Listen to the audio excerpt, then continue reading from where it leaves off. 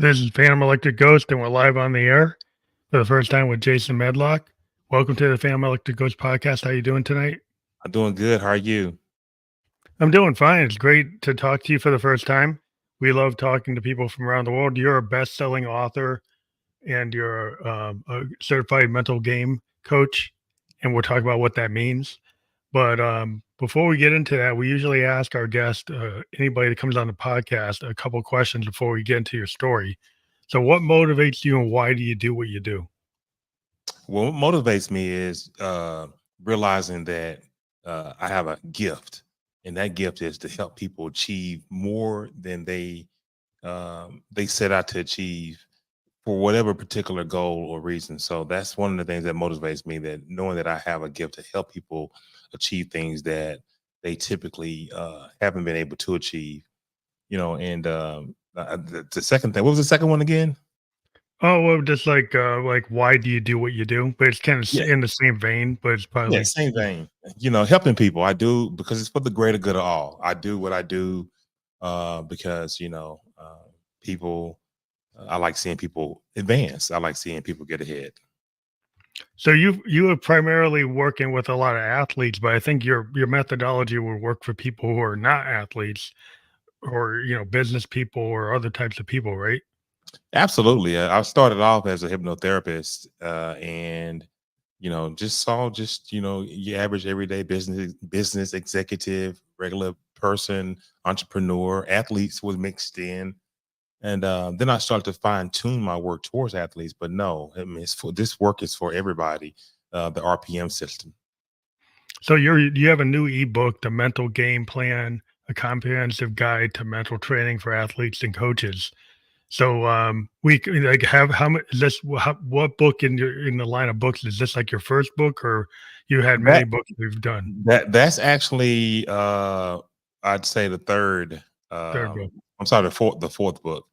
The first book is Empowered by Consciousness, but since we're talking about the mental game plan, that ebook is written to give practical advice and tools to athletes and coaches when they are facing a situation where there's stress, Mhm.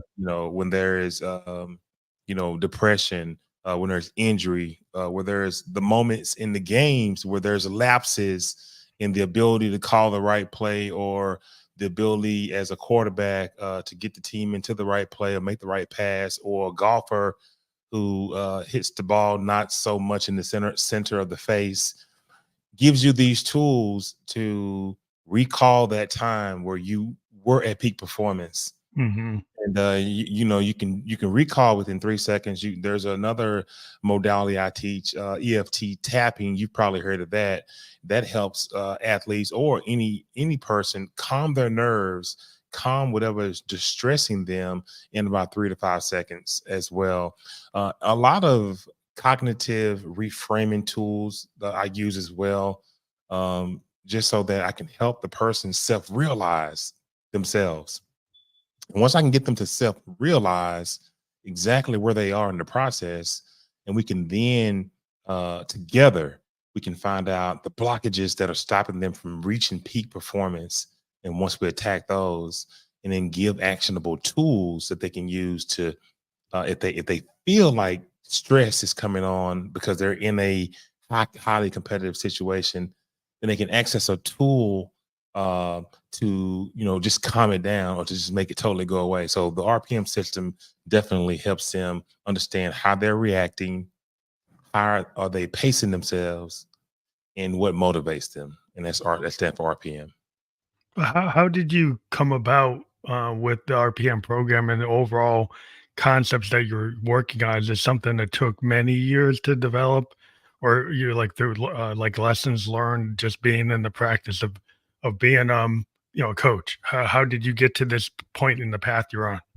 Well, it's experience. My mental game coach, Dr. Tom Hanks, who teaches with the Big Play Academy.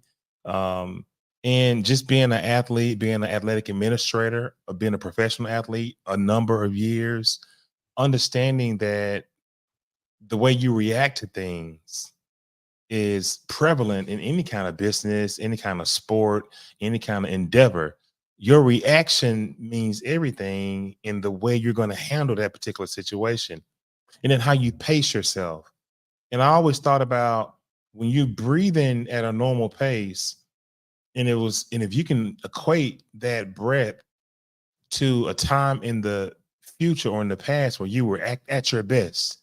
Hmm. So when I say how do you pace yourself, you're just thinking about breathing with confidence. I want to breathe, with that kind of a pace. And then motivation, what motivates me? And at the time, at the moment of whatever it is you're trying to accomplish, you ask yourself that question, what motivates me? And then you think back to a time where you were motivated to do great and you did great. You tie those things in. So, when you're able to, access a powerful system like that, you're in a no-win situation. I think it's You're really in you're in a interesting. win-win situation. That's not Yeah, no win. yeah, yeah. You're in a win-win. So, I get what you're saying. Being a musician, I'm a creative type person. I work with a lot of like artists and poets, and what we find is a lot of times there's some, yeah, we can get into like the flow state. You can get into this like you're in tune with the band, right? And it's like one of the things we say as musicians, don't overthink it. Like you've played that instrument over 10,000 hours. You know it, you don't even have to look at it, right? But sometimes what happens is like you get in a situation where you let your head take over or something, you had a bad day and then suddenly you're lost, you lose the groove. You lose being in sync, you're like out of tune. And I would think the athletes, they had that moment where they had a perfect game. And then suddenly they had something happen and they're like not focused and they lose all that training, all that muscle memory. They were able to do these plays. Now suddenly they can't do it. right. Right. And if you use your RPMs, then you have a constant trigger that reminds yourself, how am I reacting in this moment? Am I standing tall? Am I slumped over? Am I carrying myself with great posture, with great confidence? How am I pacing myself? Am I breathing fast? Am I breathing slow? Am I breathing deep? Am I breathing shallow? How am I breathing? Am I Mhm. breathing like a person that has confidence? And what's motivating me? Am I motivated to get the job done? Am I motivated to get the job, to pass the interview, to make the perfect tackle, to make the perfect putt? What motivates me? So when you have those triggers, when you see that you are moving into this danger zone, because this is the way we perceive things through the eyeball, and those are mental mechanics. You have the amygdala in the back of the brain that picks up all these senses and allows you to process how you're going to feel about a situation. So we teach athletes and regular customers, the way you perceive it is going to come in as a danger, which is red. Is going to come in as something that's moderate, yellow, or green. So I teach a red light. I'm sorry, I teach a yellow light, green light routine to my Mhm. clients. So when they feel themselves moving into this yellow, then they know that, okay, I'm feeling uncomfortable. Let me move back to green. And how you move back to green is visualizing yourself making a successful play, or giving yourself some sort of a trigger. Get your butt up and get to the next play. uh hey, get in there and knock this conference call out the park. Yeah, it's mindset. It's like a growth mindset. Exactly. Like, because if you go into like if you start the day say I'm gonna have a bad day, because I'm a Buddhist and we have like mantras, but like we don't start the day like that. We don't start like we're down in the dumps today. But I hear people talk like that. Like I can't win. I'm down in the dumps. I'm gonna have a bad day. You start like that, that's where it's gonna end up because like the law of attraction, you're gonna bring that negative energy to you. You're going to bring the negative outcome to you. If you and well, I can't be happy all the time. It's not about being happy all the time. It's about being able to focus, and it's about being able to like, yeah, of course. It's like what a lot of times as an artist, like I'll do 100 demos. Only one of them is going to come out, but it's the work that gets me to that point. And these are those 99 failures, or they steps on the rung to get to where I want to be. So if you look at those were failures, they're going to have a bad. You're going to say, "Well, look how much work has failed." Versus look at how much work led me to my success. It's a different mindset. It's a different mindset. And All of this work came about because I wrote the bestseller Empowered by Consciousness, and all the research I did on the subconscious mind, and being a remote viewer, scientific remote viewer, and an associate remote viewer, being a galactic energy healer, being a level 2 quantum healing hypnosis technique practitioner, just all these different modalities. Transcendental meditator. I heard you talk about meditation. I'm a TMer. All these different modalities and understanding different ways to raise your level of consciousness up or down, your intuitiveness, your clairaudient ability, leaving the body with astral travel. All these different things that I learned when I wrote this book, was that, hey, you can reprogram the mind. That was one of the things I really picked up on from Dr. Joe Dispenza and from Jose Silva. And that's when I really started to look at hypnosis, NLP, mental game coaching certifications, and also the effect that hypnosis had on people when they were trying to move away from a depression or some type of anxiety driven situation. So that was fascinating work that I studied, which moved me to this point where I'm at right now. It's just interesting because a lot of people probably are kind of maybe on the fence about hypnosis because there's a lot of people like control, right? So the idea that they would get into a situation where they're not totally in control of the moment, they might be kind of scared. Have you run into people who are apprehensive about the idea of hypnosis, or by the time they come to you, they're willing to try it because whatever they've been doing that wasn't working?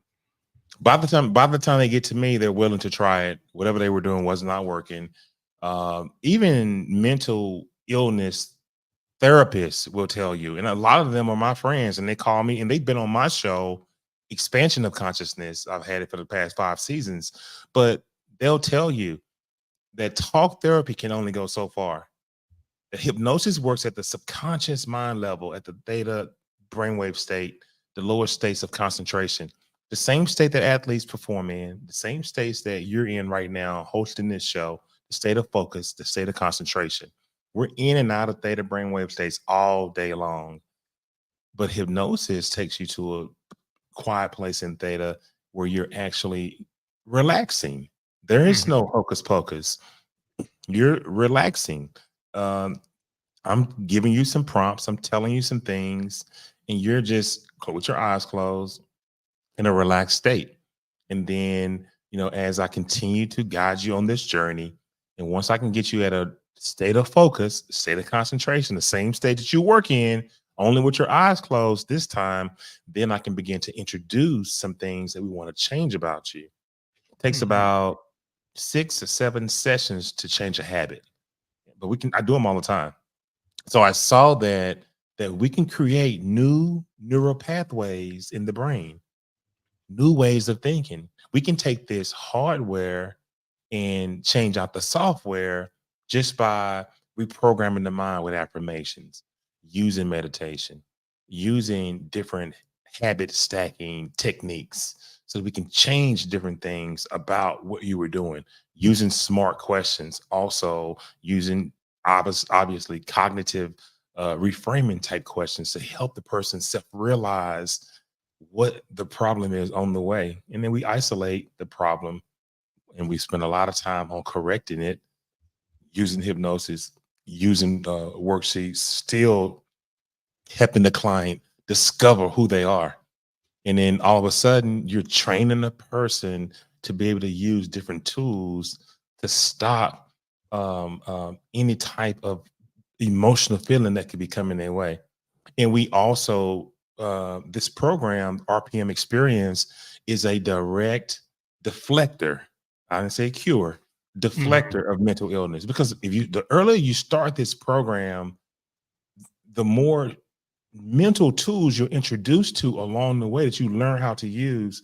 Definitely when there are troubles outside of your sport, outside of your job that come into your life that threaten to pull you down in a certain way emotionally, then you've already been equipped with tools in a mental training course that helps you be able to say, okay, now let me look at this situation a little differently.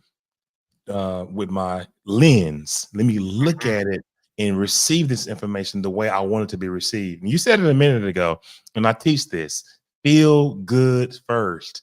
Every single day when you get up, feel good first. But yeah, it's Yeah, a fascinating tool, RPM system, along with some of the other work I've done with quantum hypnosis, and merging these concepts together really gives my clients the upper hand. it's interesting because as a musician, we kind of rely on like the idea of the muse and then dreams, and we try to recall our dreams. There's a lot of stuff as a musician that's very subconscious.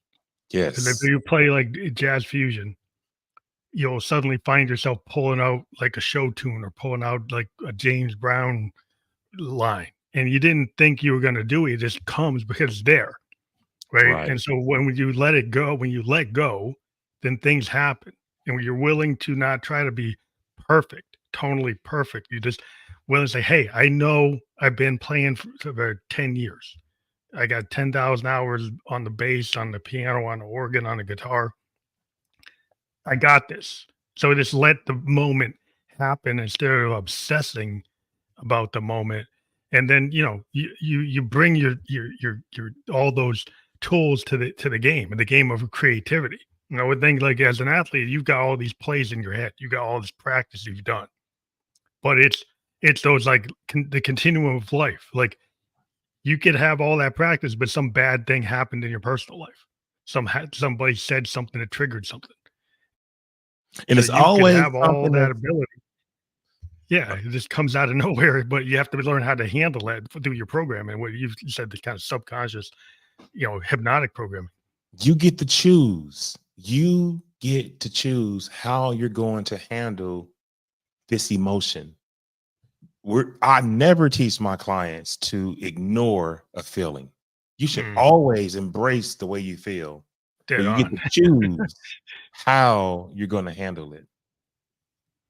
Yeah. And that's why I like to use a number of different models, different um, cognitive refraining worksheets, different smart questions, along with the experience of being in sports, and at an administrative level and at a athlete level. So um, the way all of this transitioned from the deep study of consciousness, psychedelics, understanding how these things affect the mind, and to be able to package it up in hypnosis and then further expand it to share with athletes. I'm happy, about, the RPM experience. And I think that it'll start to catch on across the country as one of the premier tools of sports psychology, of psychology in general, but just one of the tools that I sort of made groovy, made fun, Mhm. with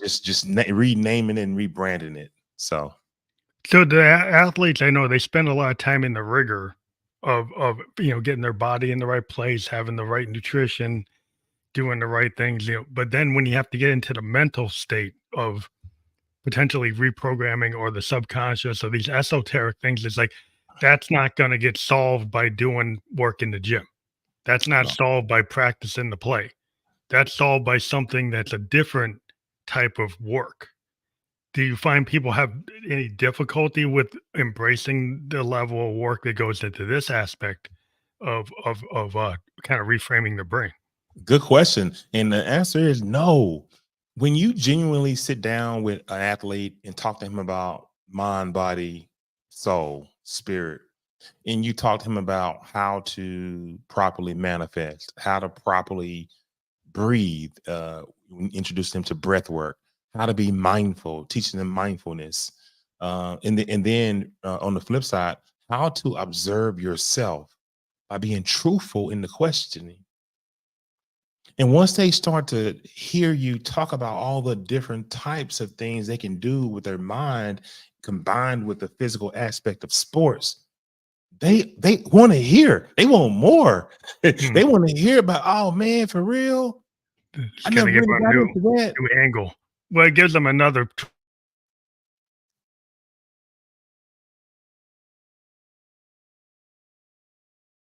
way to, like, increase their capability. And like you'll get, like business executives, they went and got all their certificates, they get their degrees, but it's like, how do I actually get these things to happen? And they start looking at gurus, they start going to shamans, they start talking to psychologists, they start talking to therapy because they're looking for something else because they want to expand, right? They want to say, well, I hit this, I already did all this. It's like, what else can I do? And they want to expand, and they don't want a mental coach being that traditional coach that's, how are you doing today? How are you feeling about this? How are you feeling about that? No, I'm coaching them just like I'm an athletic coach.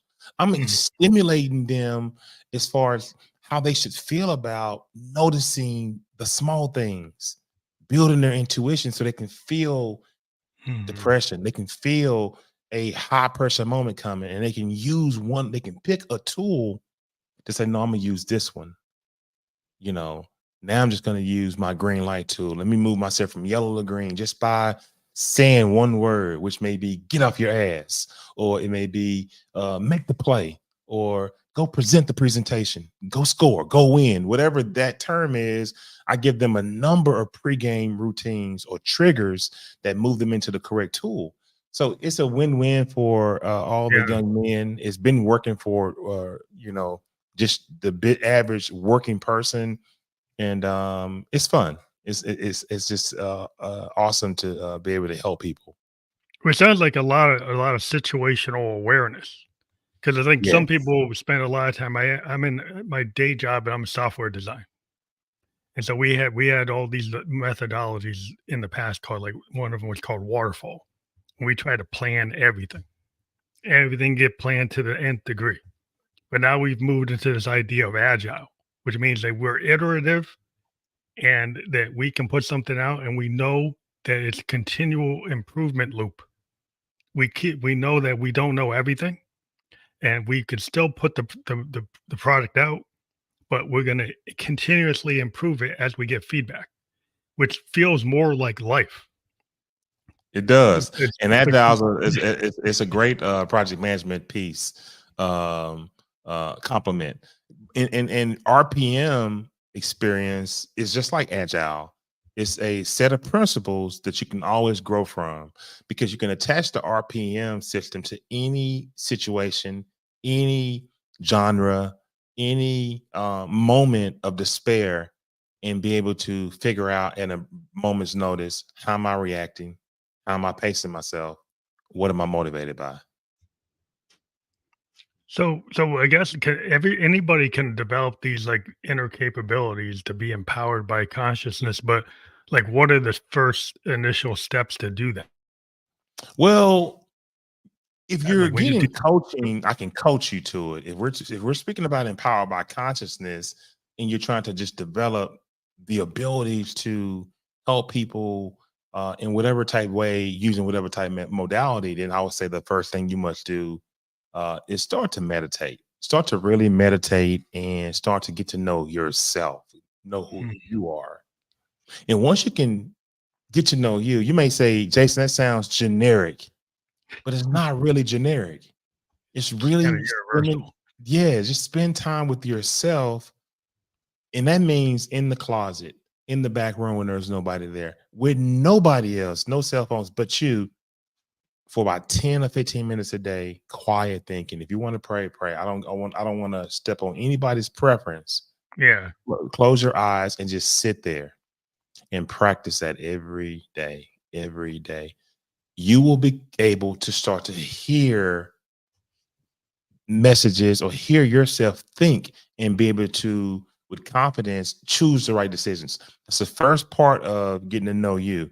Once you've done that, then now you're able to start to practice different modalities like hypnosis or what have you, because your mind is open to possibilities. You're not Yeah. confined with all the jargon in the outside world. So that would be the first step I would tell them to do. It's kind of like, well, there's this idea that I've always get drawn to that the Victorians had, was like the looking glass self.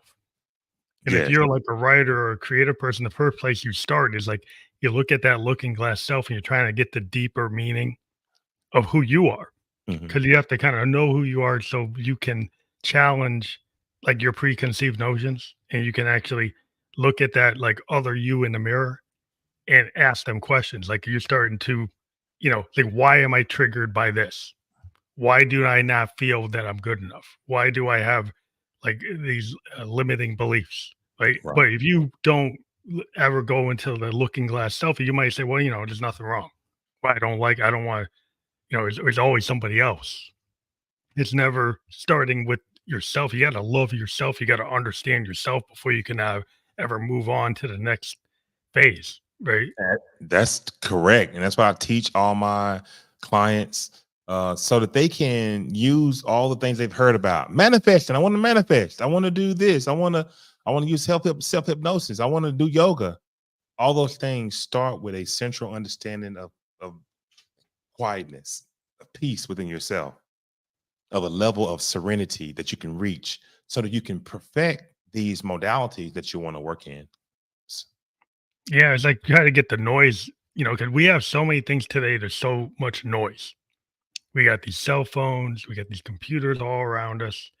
And I'm always dealing with like artists and they come in the studio, their cell phone with them in the mic booth. And I'm like, no, like, don't read your lyrics off the cell phone, Yeah. right? Take the cell phone, put it down, turn it off, right? Come into the lyric booth, right? Don't even bring your lyrics with you. Like, you wrote those down. Now come in there and just do it without looking at the paper, without looking at the phone, because the problem is there's too much noise, and then you're going to try to be perfect. Like what you need to do is express yourself in a way that you're a singer. You know how to sing. So you got to trust that. If you don't trust that, then you're bringing the phone, you're bringing a piece of paper because you don't trust yourself. Just come in there and be you. And I'm glad you mentioned that because trust is the backbone of the entire, all the different modalities that I do work in and I have worked in over the years. None of them ever worked if I never got the other person to trust, or if I ever didn't really trust what I was doing. So I'm glad you brought that up because trust is a huge part of being good at whatever, and then having other people look at you as somebody credible. So Hmm. you have to be able to be trusted and be able to properly guide people in the right direction. And they can feel, they know when you're BSing them. So that was big. Yes. But what kind of common misconceptions do you run into, like, with sports hypnosis overall? And how do you address those in your practice in terms of if people come to you and they have these everybody has their own understanding. It might be a lot of misinformation or they got their own view. How do you square that with people that come to you? Yeah, same thing. Earlier we talked about it a little bit. Is that uh, we're in the theta brainwave state multiple times a day.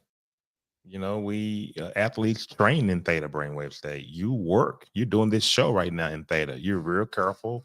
You're concentrating. You people work when they're in high pressure situations at their jobs in theta brainwave state. So Mhm. hypnosis is done in the theta brainwave state, a lower level of theta. We simply have you close your eyes and relax. If people understood the mechanics of hypnosis, I think that staged hypnotherapists will put someone on stage and count to three and tap you on your head and you pass out. Hey, that's not the kind of hypnosis that I practice. But we're just having people just relax. Yeah. And You just want to get to that kind of like almost like you're going to sleep, right? Like you're in that dream, like almost, REM, but you're still REM. conscious, You feel conscious, yeah. yeah, you're still conscious. And then we start to work on changing habits, changing things that you want to change.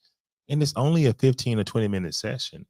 And once we get that done, and now the subconscious mind has absorbed this information. And the more that we can get you in a certain brainwave state, and this is scientifically proven, and then it feeds you this information of change, whatever it is we're working on, that it starts to happen. It starts to you start to internalize this change, and you start to wake up at 7 a.m. You've been waking up late every day for work.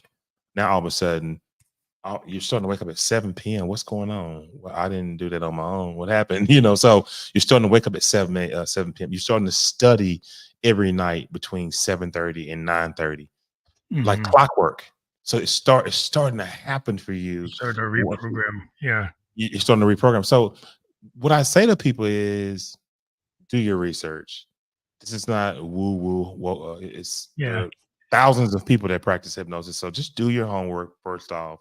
Secondly, understand hypnosis is only you at work, but with your eyes closed. You're still aware, but we're trying to change the paradigm of whatever issue you want to change by using scripts and using words. It's not touch therapy. It's not talk therapy.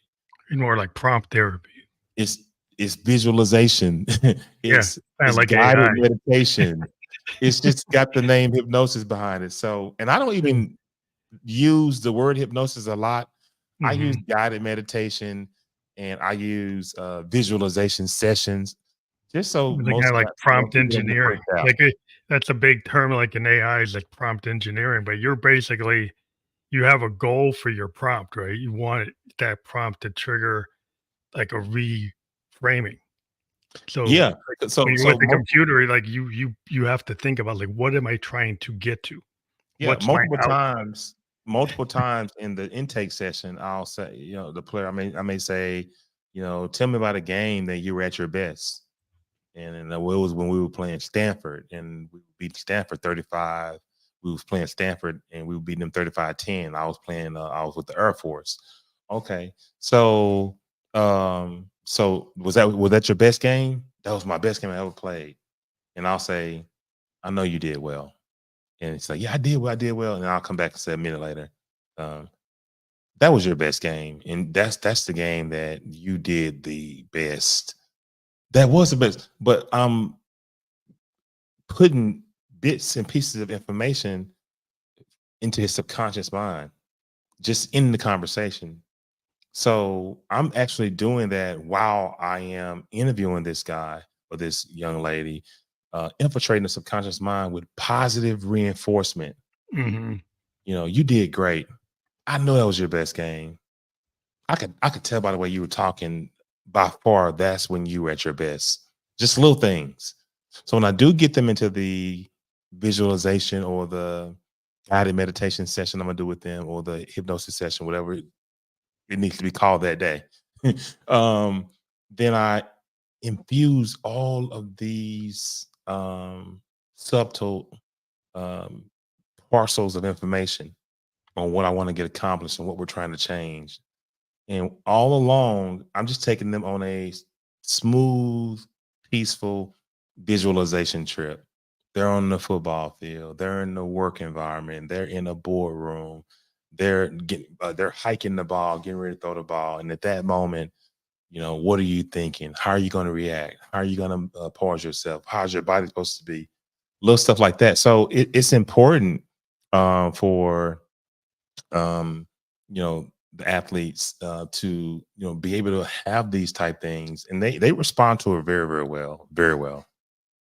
Well, it seems like in life sometimes you get people to give you a lot of if you're an author, right, and you're writing your book, you get a lot of like people red marking it, and that that's important to I guess to that type of work. And if I'm a musician, you get your producer, you get your engineers, they say, "Oh, you could do it this way, you can do it that way," but that can kind of hurt your ego. So you're talking about a lot of things that are more positive reinforcement where you're not I mean, do you ever do the constructive criticism type of imprinting, or you would stay away from that because that's gonna seed doubt? Well, see, I'm not a therapist, and that's Mm, why I can draw many, many different distinctions between being a therapist and being a coach. mhm. I'm coaching you a system on how to be prepared to raise your confidence level to a high level instantly, your peak performance instantly, move out of this uh, low place, this low energy instantly, move anxiety out instantly with tapping. I'm coaching you on how. I'm not telling you why you can't do it. I'm Mhm. not giving you the reason why you can't. It's because it's this blockage you have when you use a 3-year-old, because that's a different type of It's a job. different effort. Yeah. And I But try you're to, more like you're the coach. The coach is never gonna tell somebody that they can't hit the three-point shot or they right. can't make the play. They're gonna tell them that they can make the play. Exactly. So, and that's why I'm not a therapist, and that's why we can do this work and be successful out here doing coaching, because we don't hold ourselves out as therapists. And talk therapy can get you so far. It can get you going around in circles with someone. They need to be touched at the subconscious mind level. And I learned that working in all the other different modalities we talked about, and subconsciously, if you can differentiate between your conscious thinking and your subconscious thinking, you will become a very, very, you'll be a bad man, a bad woman, because then you can hear the brilliance of the subconscious Mhm. telling you what move to make. And the only way you can hear that is, we talked about it earlier. What do people need to do when they want to start this journey? Quieten themselves, meditate for a number of weeks to get your body quiet so you can start to hear. And those who will see, those who will hear. And I tell my clients that all the time. If it's meant for you to see, you'll see it. If it's meant for you to hear it, you'll hear it. And then once you are there, at that moment, at that time, when you were at your best, see what you saw. Look around, see what you saw, hear what you heard, Mhm. and feel what you felt. That's one of the basic principles of cognitive reframing, is seeing it, hearing it, feeling it. When you're using visualization as a major piece with your clients to help reframe the way they think, you have to see Yeah. yourself doing it, and you teach visualization at that level to someone. You're coaching them on how to do it versus, well, we need to consider how that would make you feel if we moved you in this direction. How do you feel about that? Yeah. I'm not a therapist. Yeah. That's it's kinda like if you're like, you think about Muhammad Ali, he's like, uh, "He I'm the bad man, I'm the best, I'm the ultimate." And people are like, "Well, how can you be like that arrogant?" But it's like he was putting himself in this frame, right? And then, from a societal aspect, it's like people wanted to see a black man be that confident in the community because we had been always been downtrodden. So, like, what's wrong with that? Like, you could say, well, that's arrogance. But then if you can focus like that, if you say, I'm going to be the best, I'm mhm, going to be the king, like James Brown's like, I'm the king. Like, if you got this mindset that you're really, you get on stage and then nobody can mess with you. Like if you're in there in the ring, like that's where my mind frame is like, yeah, I am the best. I am the king. I'm gonna tear it up. I'm gonna do it.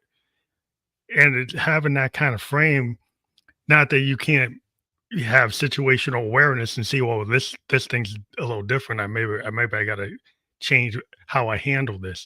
But that doesn't mean you're still not, you know, trying to be the best.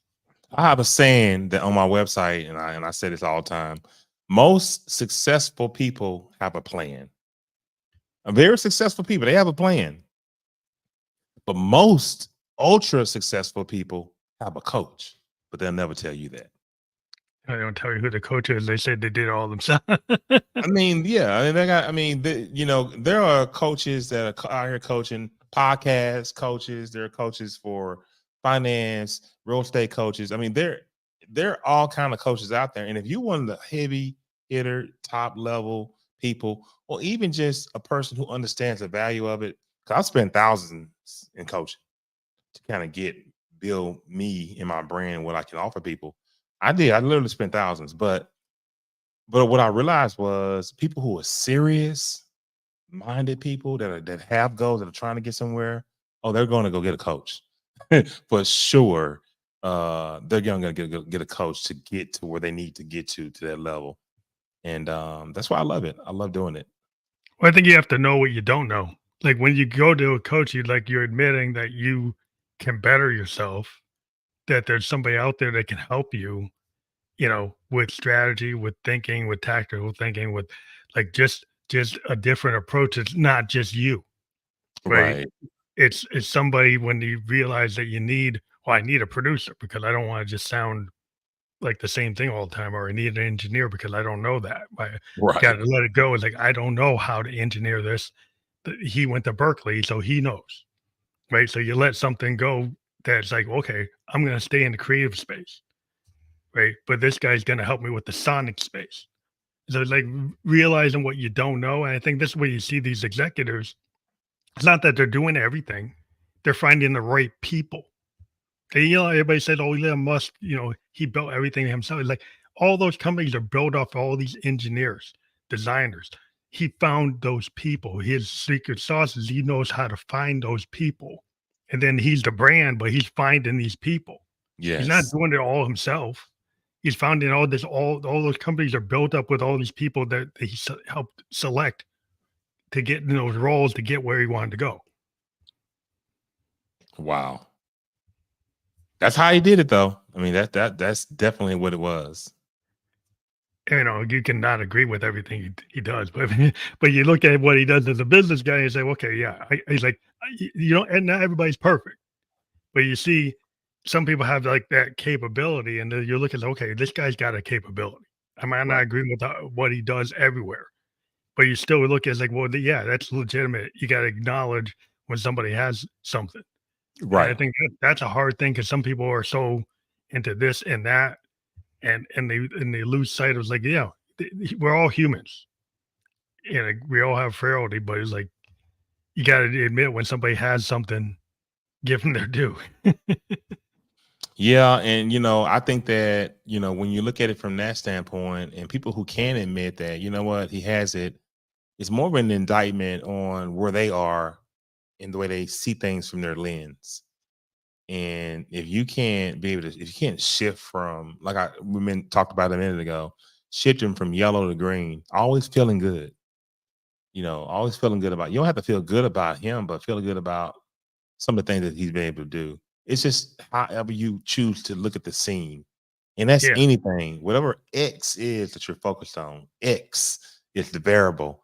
And yeah, if we can lens craft and we can focus our state or our being on who we want to be each time we look at a situation, which is X, it may be a play, it may be a directive from a boss, but we choose to feel great. We choose to feel good each time we are confronted with X. And if we tune ourselves in, understanding the way information comes in, that just having that small understanding of information on how your body works and how your mind processes sometimes can help you, I mean, continue to raise your vibration to another level. I think it's also the idea that there's not just one correct path. No. Like a lot of times, I run into people and they want to make things perfect, but a lot of times in art, it's like the happy accident. Like even in science, like we're software designs, like sometimes what we did not intend to do actually has a better result than what we were planning. And sometimes we have to go with this thing that we didn't even realize just kind of just experimental things. So, oh, this is actually better than what we planned, right? And being able to have the courage to actually say, I did all this planning, but this thing that came out of this experimentation is actually better than what I planned, and we're going to go with this. And that's where like sometimes it's like there's not a correct path, right? Sometimes the path evolves in the middle of what you're doing, and you have to have the ability to actually realize it and accept it rather than say, well, that wasn't planned, so I'm not going to use it. You better be able to adapt. You got to. People out here that are listening to us, adapting is a part of life. Continuing to create your situation, continuing to see yourself in different situations by visualizing whatever it is you want, visualizing success at anything you want, and you have to continue to grow with that vision. It could change the next week. So I would agree with that totally. Yeah, because some people think there's one correct spiritual path, but No. there's a lot of times it's like there's multiple ways to get to anywhere. Being in Yeah. math, you can I can run algorithms, calculus and physics calculus, like they can go multiple ways to get to the same place. Yeah. right? So there's Yeah. no one answer, but like people want to say there's one answer, right? No. There's all kinds of ways to get to that answer, right?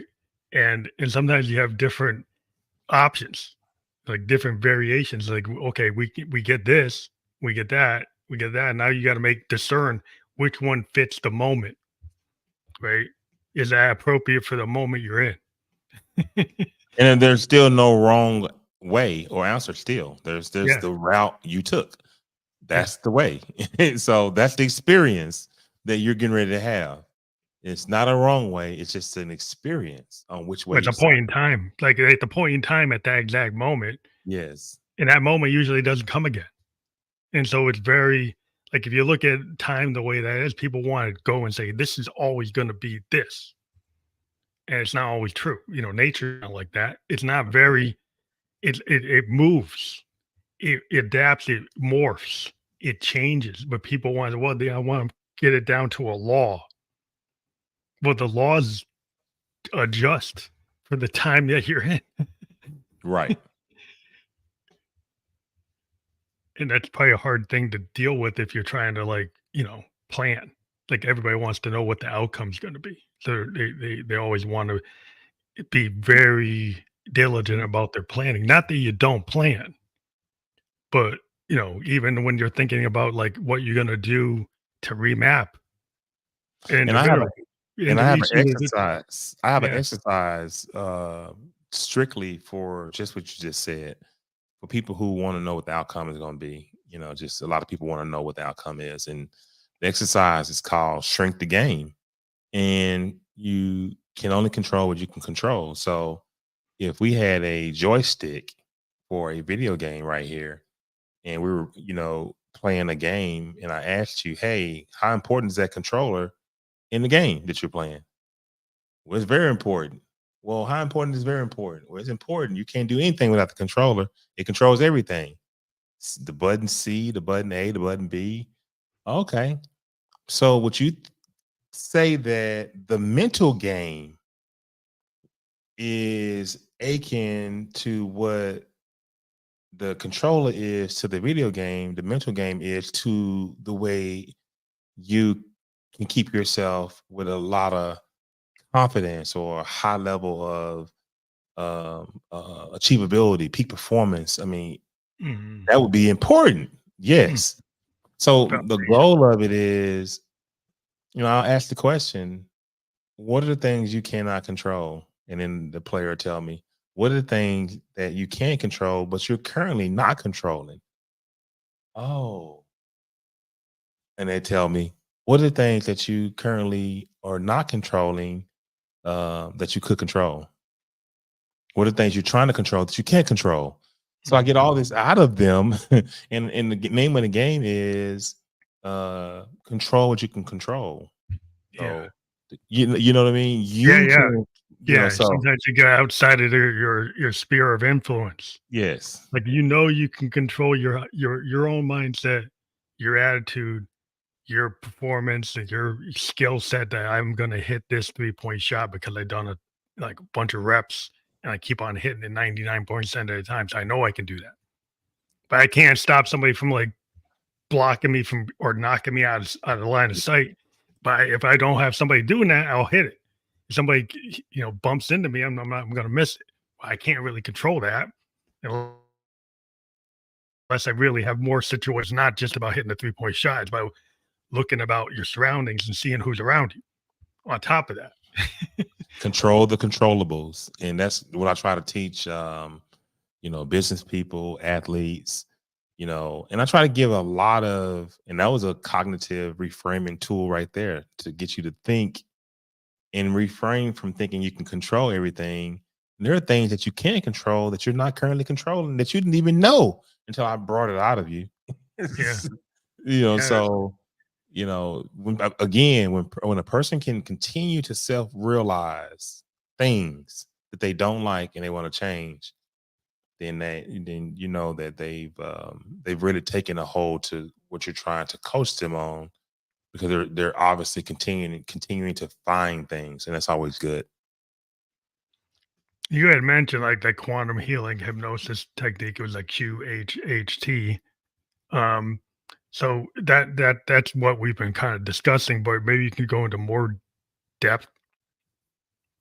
Yeah, quantum healing hypnosis allows you to experience another side of yourself, a beautiful side of yourself that can help reveal to you anything you want to know that's gone on in your life, that has happened, is going to happen, or currently happening in your life.